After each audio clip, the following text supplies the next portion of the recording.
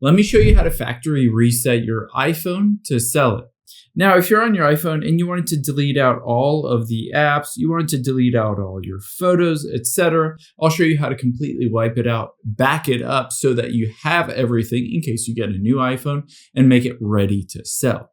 Now, the first thing that we're going to do is open up the Settings app on your iPhone, and we need to make sure first that everything is backed up.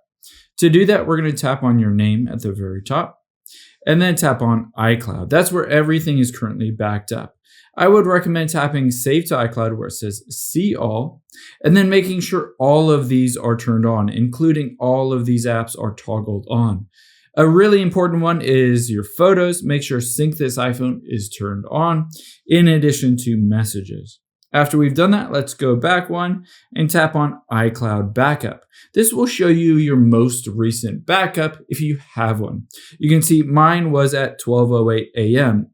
Just hit the backup now. No matter what, you always want to back up something so that you have the latest version of your phone and all the data before you wipe it.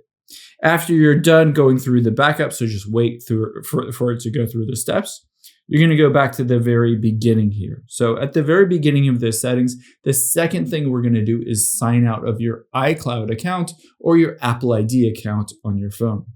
To do that, tap on your name at the very top and then scroll down and just hit sign out.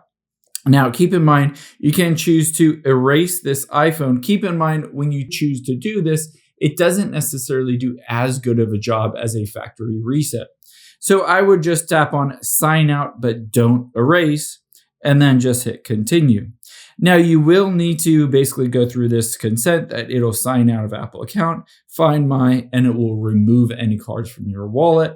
Just hit continue here and then enter in that password for your Apple ID account. Now, after we've signed out and backed up, let's go to the last step. Let's go back to the very beginning of your settings, and this is where we'll factory reset it to be able to sell it or give it away.